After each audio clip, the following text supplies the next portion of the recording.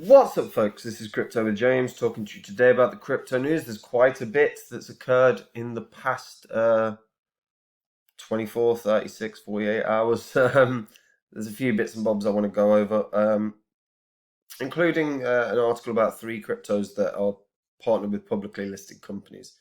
I think I've spoken about a few of them in the past, or at least 2 of them in the past, but I'm still going to talk about them today. Anyway, as always, I update the spreadsheet first.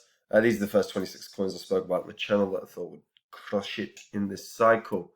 Bear in mind, we've been in somewhat of market retrace for the past couple of weeks. 3 weeks now. Had you invested $100 into each one when I released the videos and you're still holding your bags, you're in profit for 46 grand. I've held them all. And now I've got a new portfolio. If you want to see exactly what I'm in, you can check out Copy My Crypto. One thing I would like to reiterate, and I continue to do so, is this market, this bull cycle won't last forever. And I know right now, some people might not feel like we're in one, but we still are. Because when a bear cycle kicks in, the market retraces dramatically, and there's opportunities there. So bank profits along the way. And be prepared for the bear cycle, whether it's having a list of coins that you're interested in or whatever, because they will drop in value dramatically. I've literally got a spreadsheet of a couple hundred coins at the moment that I'm just eyeing up based on all their information and hoping that I find some excellent entry points on them. And when I find those coins that I'm happy that are going to 20, 40, 50, 100x, I'm going to be sharing them with Copy My Crypto members. So if you want to be a part of that, check it out. Right, Bitcoin retraced a little bit. It was actually running really well, and then overnight it started retracing because it was actually up to 50.7, I think, at one point, or thereabouts. Yeah, 50.6, and then it just started coming down overnight. Just in that market flow at the moment. But there's the few things I want to talk about. So starting point is the 3 cryptos that have major partnerships. Now, none of this is necessarily new news, but if you're not aware of it, you should be. So QTUM is one I've spoken about in the past. I'm bullish. I was always bullish on QTUM in the sense that not only is there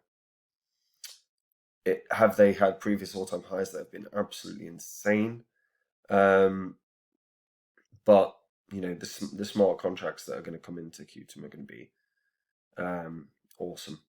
So they've actually got partnerships with Amazon and with Google, which is pretty bloody amazing. So they've got partnerships with Amazon Web Services, and Amazon Web Services were allowing developers to build on its cloud platform using QTUM in order to expand Amazon's offering to enterprise customers. And QTUM also partnered with Google Cloud to give developers and folks without much tech know-how a way of launching nodes on the QTUM blockchain, which is pretty bloody great. I mean, in terms of the 2 biggest people you could partner with, that's them. Zcash also partnered with JP Morgan, which was in 2017, which is really surprising, obviously, because if you've been around this space for a while, you'll know that the CEO, Jamie Dimon, has always said that he certainly used to say Bitcoin is worthless. And he said it a number of times. But it didn't stop JP Morgan from using Zcash's security layer on top of their Ethereum Quorum project. So it's boosted their security. Obviously, that is pretty good. You know, you're partnering with one of the biggest bank stocks around. And IOTA partnered with Dell. So IOTA, on top of the fact that IOTA have got partnerships with effectively the EU. IOTA announced earlier this year its partnership with Dell. The project is known as Alvarium, and the partnership is focused on measuring the confidence and trust of data before it's used by an application. So effectively, it's using it for data. Now, Dell first introduced the data confidence fabric in 2019. IOTA subsequently re-engineered the DCF to improve its scalability and security. This journey data takes from an Internet of Things device sensor or edge network till it reached the cloud and will be given a trust rating and logged on IOTA's Tangle to basically ensure an immutable score. And obviously, this bodes very, very well for IOTA, not least of which, obviously, IOTA have the partnerships with the EU, with the actual European Union, pretty big partnerships, all of them. And like I say, not necessarily new news, but it's one that people seem to forget about. So I thought it was worth saying. In other news, Sendex hacked 78 million in the latest swindle. So the exchange has said that its hot wallet was breached. The security researchers have estimated $77.7 million have been hacked. A number of them are ERC20, BSC, and Polygon tokens that were transferred out. that were transferred out of the hot wallet. Cold wallet is not affected. But to be fair, Sendex have said outright if any users' funds are affected by the incident, they'll be covered completely by Sendex. It's just crap to see. It's another instance of a bad news story with regards to crypto. Bitmart was hacked not that long ago as well for 200 million. Yeah, so it's a bit rough at the moment out there for when we're seeing these little stories, because it's not. Most individuals are going to be fine in these regards. It's not really about that. It's about you don't want to see these stories because unfortunately it affects people's level of trust in crypto. I mean, the irony is that we see you get banks that get robbed, and you see banks that have been hacked. So, but unfortunately, this is reported far more regularly, and it needs to be. To be fair, you don't want, as an individual, as an investor, I want to know if an exchange has been hacked, because then I can make an informed decision about whether or not I'm going to hold anything on that exchange. I tend not to hold anything on exchanges, but yeah, it's just another crap story. And I'm going to end on two good ones. This one I still don't think is good. WhatsApp are trialing in-app cryptocurrency payments using Meta-owned Novi wallet. Meta says it wants to solve the challenges faced by 1.7 billion adults globally who are not engaged in the financial services. That's literally been the tagline of many cryptos over the years, because that's what a lot of them were focused on. I mean, Cardano, listen to Charles Hoskinson, and he's very passionate about the fact that he wants to bring banking to the bankless. Now, my concern with this is simple, really. WhatsApp is probably the biggest place where scams occur within crypto. Anyone that's watching this video, you will have seen a comment section in a number of different cryptocurrency-based videos where there's a bloody WhatsApp number. And those guys are relentless. They've got bots going all the time. I try and remove as many as I can, but genuinely it's a non-stop job, and it doesn't matter how much you communicate with YouTube, they're just not on the ball enough when it comes to removing those bot comments about bloody WhatsApp numbers. The amount of times that someone's created a bloody YouTube channel called Crypto with James and put a WhatsApp number, and it's not me. And I know it happens with all the other crypto YouTubers as well. WhatsApp is a problem for me. I think it's the place where you're effectively seeing the most scams, and now integrating crypto, I think it's going to wreck a lot of people. So if anyone's ever given you a WhatsApp number and going, can help you with the crypto, don't. because you'll see it as well. You know what? I won't even delete. There'll be a comment. I guarantee. There'll be some comments and it's always a thread of like 12 comments where someone's gone, "This guy helped me recover 5 Bitcoin.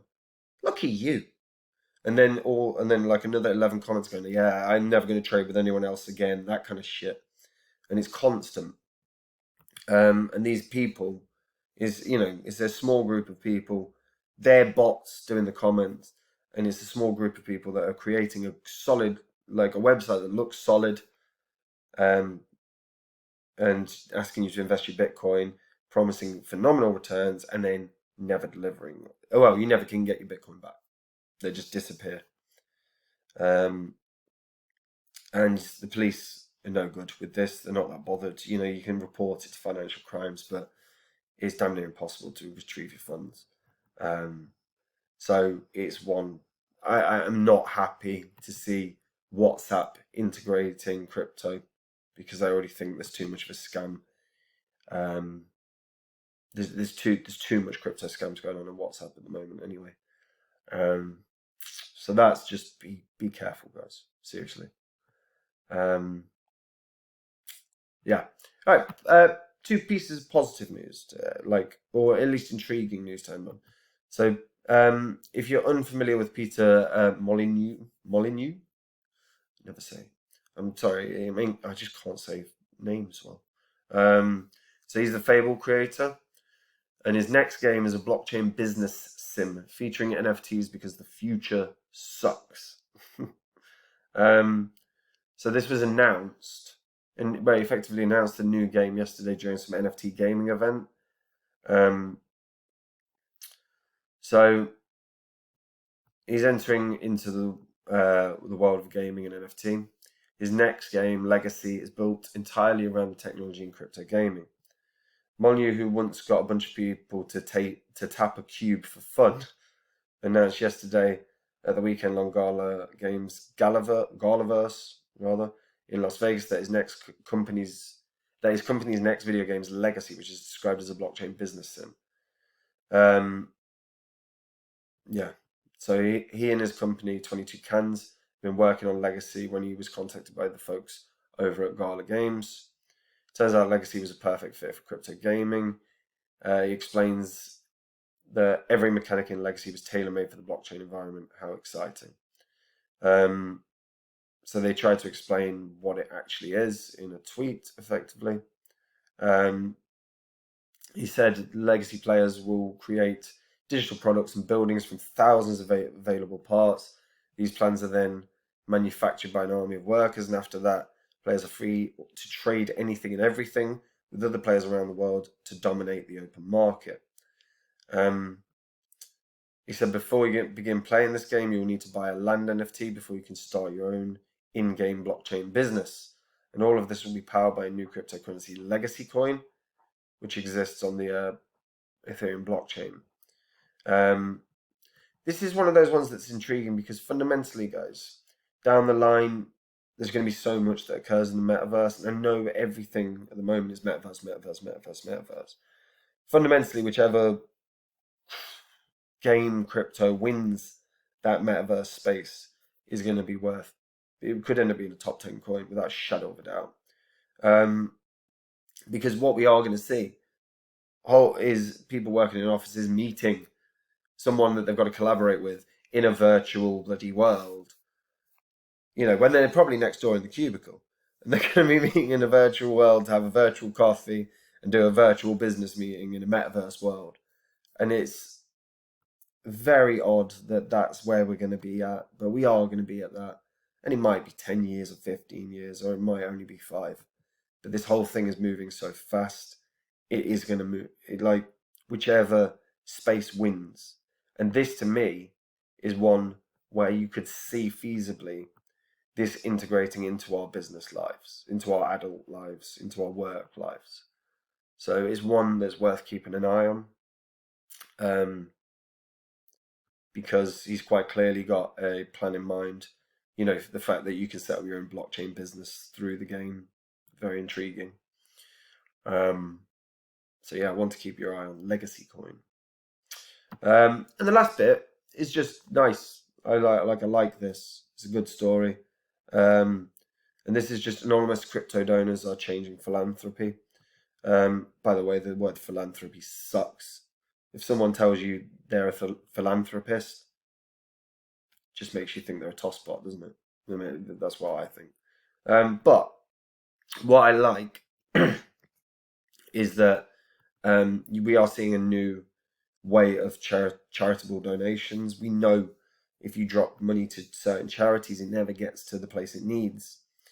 And the level of privacy that you can now have with crypto donations is awesome.